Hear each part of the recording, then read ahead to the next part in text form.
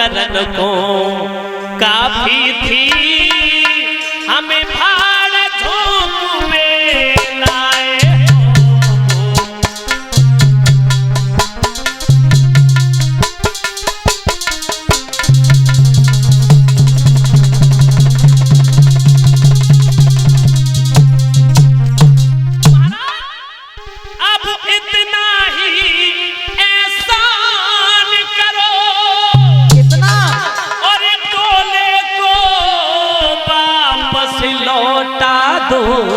अच्छा। और तुम उसके संगो बाहर करो, हमको पीहर में पहुंचा।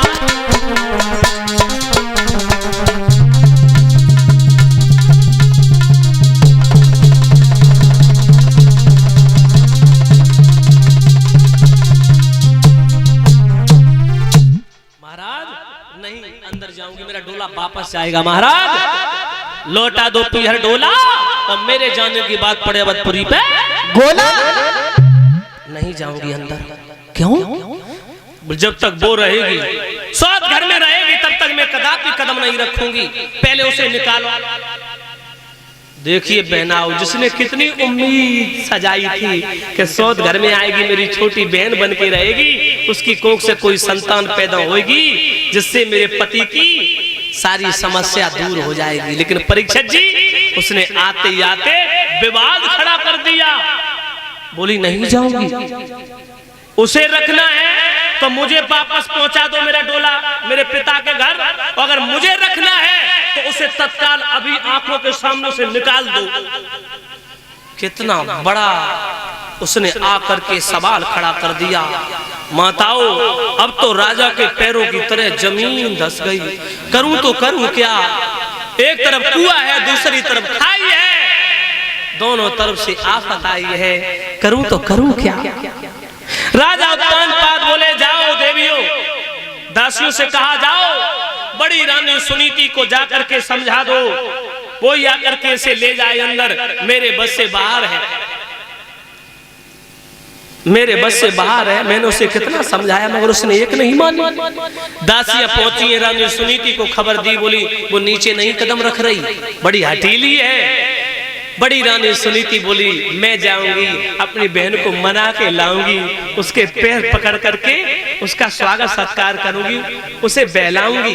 अभी वो नई आई है ना, किसी को जानती पहचानती नहीं, मैं अपनी बहन के समान प्यार करूंगी।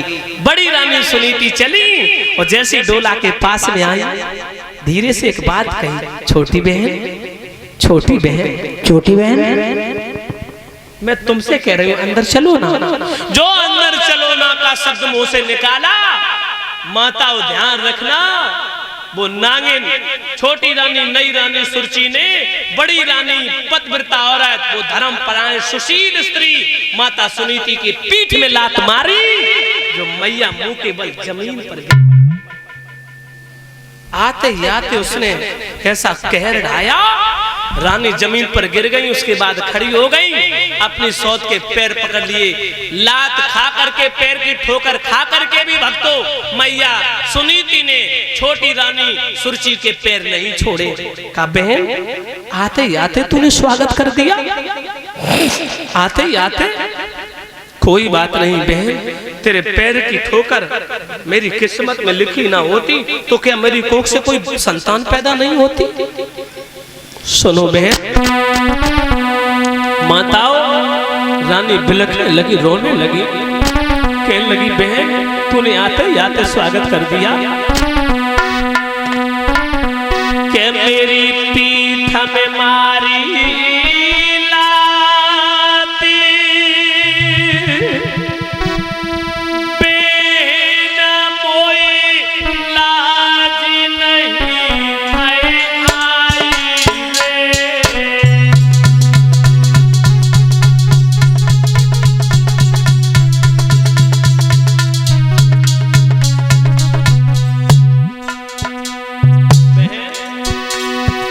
मेरी पीठ में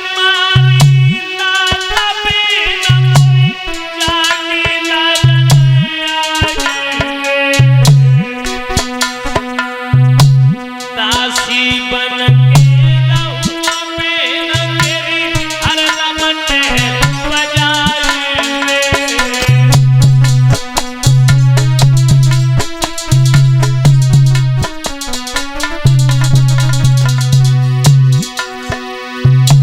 चलो संभालो जा घर को तेरी दासी बन जाऊंगी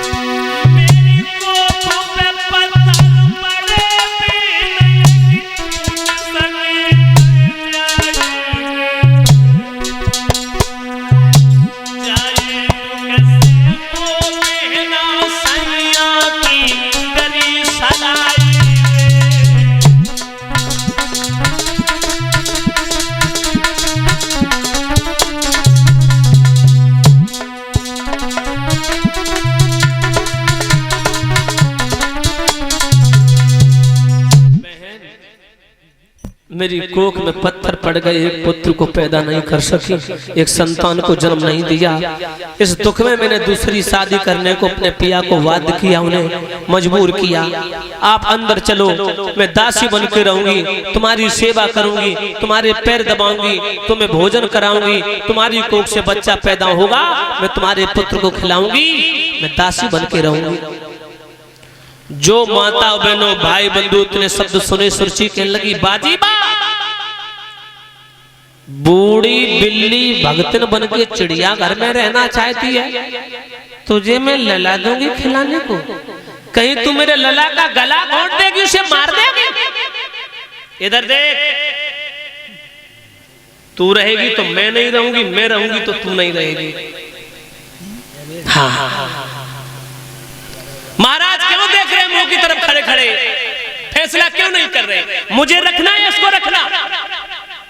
राजा उत्तानपाद बोले सुनीति, मैंने तुम्हें समझाया था कि दूसरी शादी पर मुझे मजबूर मत करो, तुमने मजबूर करके अपने जीवन को नरक बना दिया और मुझे भी मेरे गले में फांसी का फंदा लटका दिया, अब क्या करूं? राजा बोले देवी थोड़ा हृदय में दया